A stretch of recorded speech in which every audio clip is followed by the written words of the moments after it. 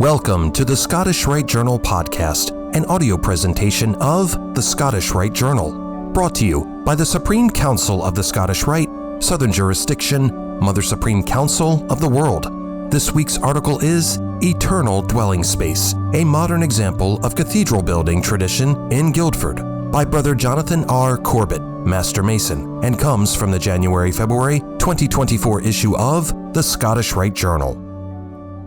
The stonemason, boulder strewn, yet to be hewn. The mason solid stones carves out, a mighty house to be found. As with the Lord God's work, stones a plentiful abound, all fixed, shaped, and sound, and for the mortar placed. The holy task his to build an eternal dwelling space. Thus writes the Dutch Baroque poet Jan Luyken of the fervent work of stonemasons of centuries past to build monumental houses of worship. We read further in legendary Masonic writer Albert G. Mackey's The Symbolism of Freemasonry. The operative masons performed the labors of the craft, and traveling from country to country were engaged in the construction of cathedrals, monasteries, and castles.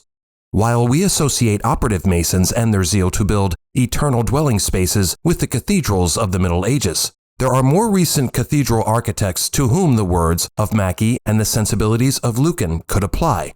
Such an individual was one of England's finest and most forward-thinking architects, Sir Edward Mouth. As a young man, he envisioned his own great edifice to glorify deity.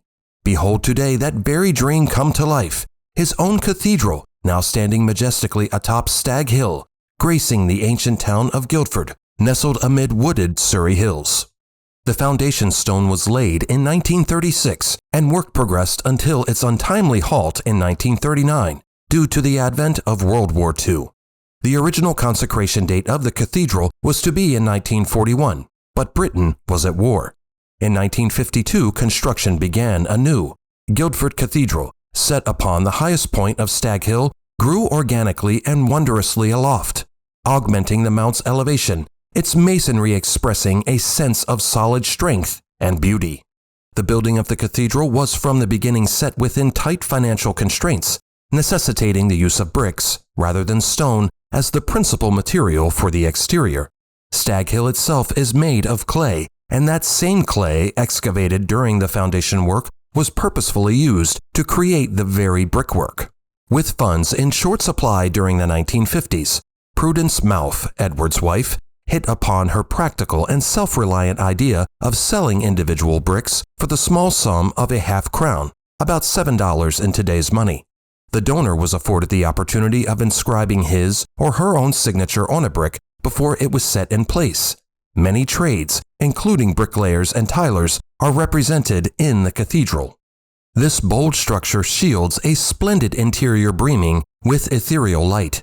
The honey cream hue of Dalting stone quarried in Somerset exudes an air of calm, serenity, and warmth, its soaring pointed Gothic arches and passage aisles endowing a heavenly ambiance, leading to the divine.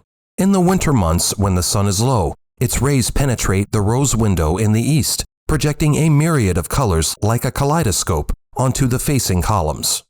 This cathedral attests to the quiet confidence and resilience of the English character embodied in the modesty and solidity of this clean, imposing structure.